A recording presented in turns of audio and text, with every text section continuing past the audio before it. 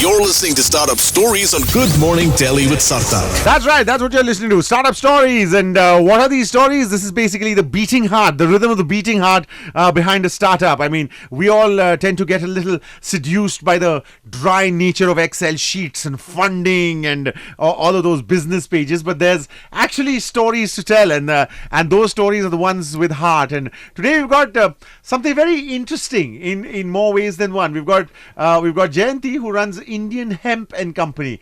Yes, that hemp, and it is FSSAI certified, so you can eat it knowing that it's legal and there won't be a cop at the doorstep. Jayanti, I'm sure you've had to endure many bad jokes about what you do first. But absolutely, but that's a brilliant way to start. Listen, when did this? Did people not furrow their brows at you having to do something with something that used to be a banned substance? Was that a bit of a problem? Oh man, I should tell you about how this whole thing started. And basically it goes back to 2017. Okay. And my sister, who's also my co-founder, had a very bad back issue, and she lives in Spain. Okay. So she tried to sort of, fix it there, try and figure out. Then she came down to India. She did a lot of tests here. She was getting MRIs and CT scans done. We couldn't figure out what was happening. Sure. Then she said, you know what, I'm going to go back and figure out this for myself. And then when she went back to Spain, somebody introduced her to the extract of a hemp plant, which was largely anti-inflammatory. So between that and physiotherapy, in 4 months, she got fine. And this is seeing somebody who could barely get out of her bed, somebody who changed personality-wise because she was in constant pain, to somebody who bounced back in 4 months without opioids, right? Wow. Without medicine. That's the important bit. Without opioids. Without Absolutely. opioids. Yeah. Nothing that was addictive, so to speak. And then you decided, wow, this sounds like a plan. Yeah, because that's who she was also. Because she said, let me figure out what did I take? Where is it coming from? She's like, it comes from the Himalayas. It comes from India. So that's how we retraced our roots and looked at it. Sure. And let's just first, of course, address the perceived elephant in the room, which is that hemp, of course, is the base plant for marijuana, which is banned in India. But this is not what you do, because there are biologically, zoologically rather, various parts of a hemp plant that can be used. There's stuff that is used for fashion, there is stuff that is used for food, and that's perfectly legal, is it not? Sure. So hemp and marijuana are both in the cannabis family. Sure. But hemp is like the boring cousin that doesn't get you high, that is always reading Wearing with a book in the formal corner shirt, and a monkey cap. Yes, absolutely. So that's the safe cousin that just gets you healthy. Sure. And marijuana is doing its own thing. Right. So with hemp, because FSSAI also regulated it, now it's an ingredient and it has 25,000 documented uses. So across like 20 industries. So there's so much you can do with this plant. Sure. It's unbelievable. Yeah, so a little bit of, I won't call it a myth, but probably intimidation busting we thought we'd do. We're not, we're in no way asking you to go and try or whatever it is. We're just asking you to know, and the rest of the decisions are yours. It's important to get the adjectives and the nouns.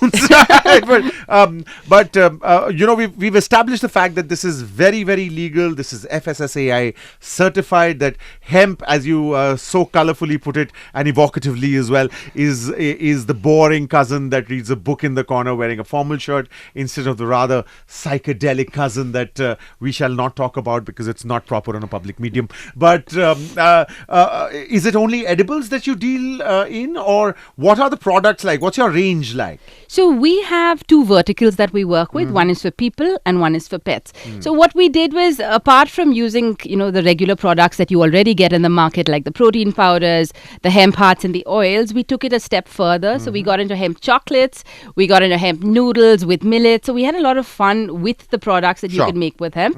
And we started another line for pets because, again, we had adopted this dog, and, while looking for pet food, which was just sort of clean and additive free. And because a lot of dogs now have kidney problems because of they're not being able to flush out what's in their food. Too much love from the humans. Exactly, right? And slightly lazy love. So it took us 1 year to design these treats, and it's just made with 5 products, no fillers, no additives, no flavors, and dogs love it. I have to ask you this, Jayanti, because even when I had not done my research about hemp, which was a while back, and this has nothing to do with the other consumption, but I did, there is an intimidation factor of picking up something that says hemp because you know where it comes from. There's also, I'm sure, the whole societal bit of, oh, no, one must not touch it, it's drugs and all of that. Did you have to face a lot of those furrowed brows and thumbed noses, etc.? Of course we did, and especially because we are now almost 4 years old. So when we started, there was very few companies in the market, and so very little information on what we were doing. So, and I'm from Bangalore, so this is one of my favorite stories because we started 3 months before the lockdown, and and I remember people, we just had all this fantastic biodegradable packaging and stuff, and people were like, I'd get calls at 8 in the evening saying, hi, can I get 1 kilo? And why do I have to buy it online? Can I come to your house to pick it up? So I was like, this is very strange. And then I say, hey man, what do you think I'm selling? And they didn't want hemp. Exactly. So we have that's how it started, because literally people didn't know what it was. They thought that you were a dealer. Yes. You said it. That's insane. Okay. So, and and I'd be like, I'm selling hemp, and then he said, okay, I'll buy it for my mother. So I mean, the thing is that, this is perspective, is it not? I mean, we tend to have a very skewed perspective of things from what the laziness of social media has taught us. We don't do our research in that way, and probably that's why.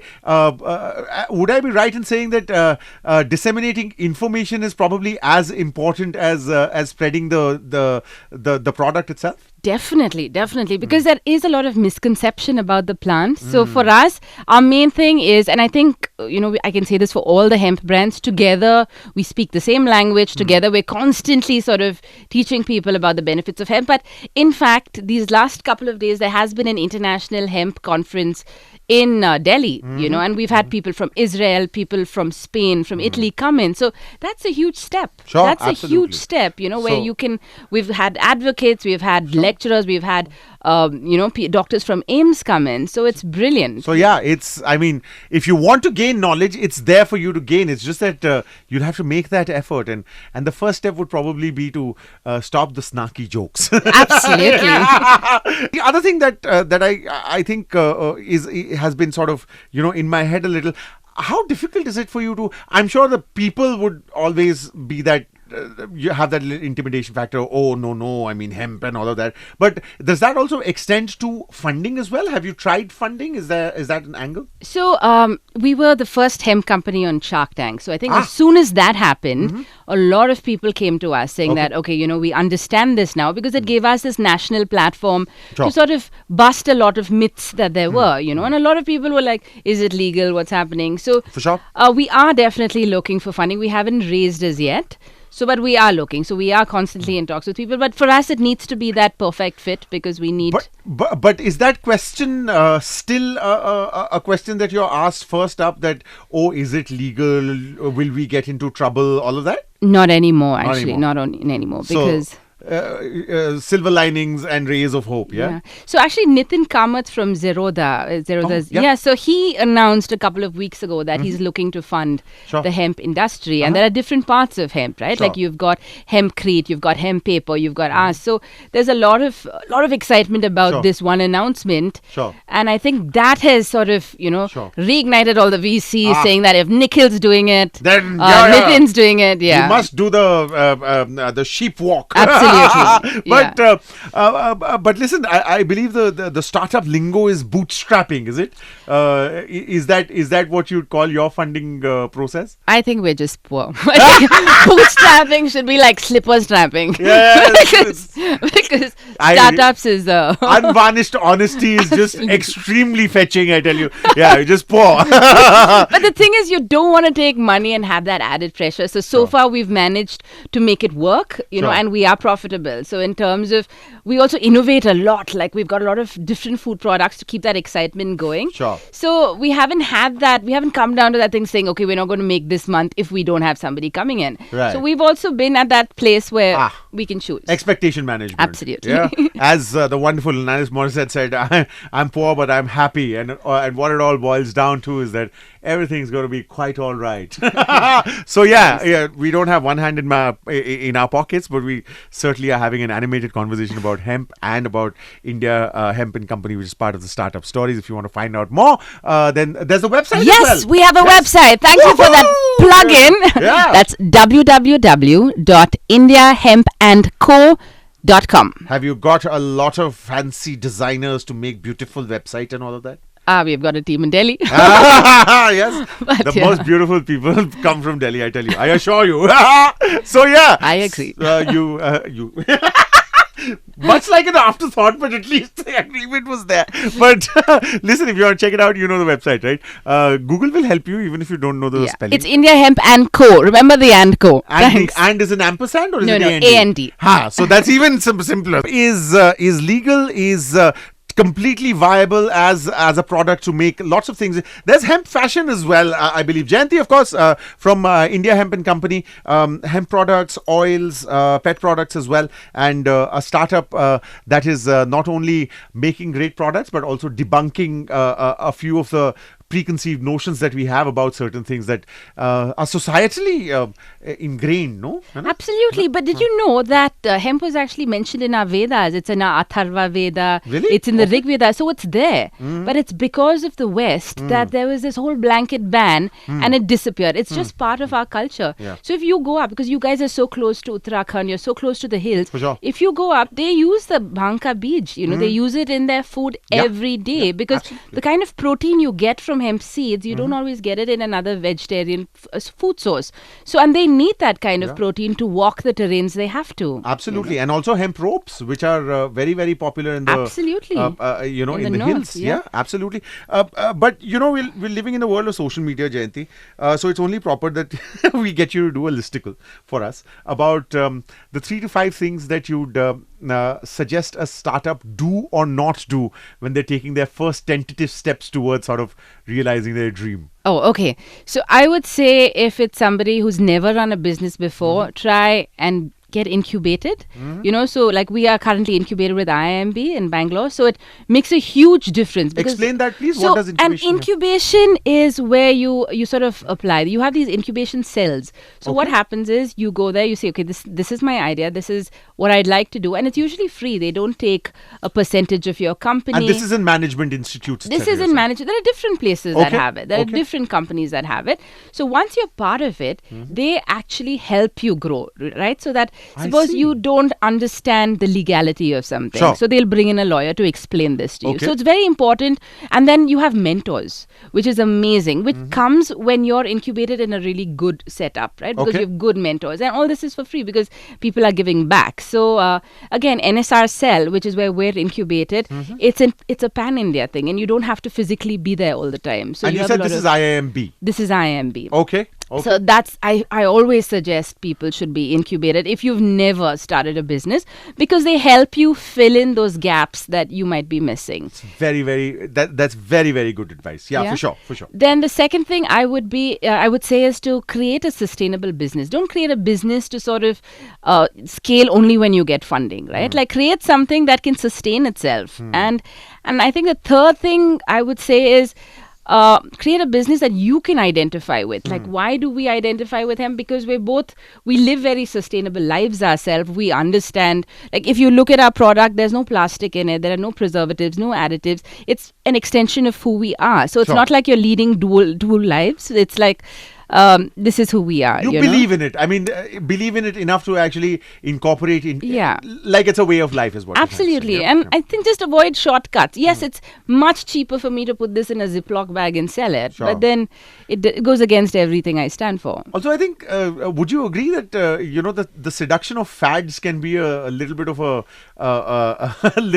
damper for a long-term startup? For sure. I really think that's another thing. I mean, the fact that, this is hot right now should probably not be a reason, no? Yeah, like if you look at when we got into the hemp market, there was nothing. There was no information. So it was definitely not riding on a fad. Sure. Now, because we have a lot more startups coming up into the space, is because we've sort of created that category, a lot of the older companies as well. But you have to look at something that you're in for the long run. It's not a sprint. It's, absolutely. It's like a marathon. That's wonderful. And that bit of advice on incubation is something that you might want to write down somewhere so you don't forget, because in these times of reduced attention spans, who knows? And I think, I think also what happened is because of COVID, a lot of this has become online. So it's easy. So if you're in Bangalore, you can attend sessions in person. If not, you can always do it through Zoom, you know. So it's everything has changed. So I think you should just identify these areas where you can make the most of. And that's wonderful. It's Jayanti, it's been absolutely wonderful having had this conversation with you. The courage of conviction, one, and the willingness to share knowledge, which is just so fetching. The elegance of it is very fetching. So that and your conviction in the product and what you're doing is inspiring. So thank you very much for the time. Thank you. I've had an absolute blast. Thank you so much. Thank you for having me on your show. It's called India Hemp and Company. There's a website as well. Fancy.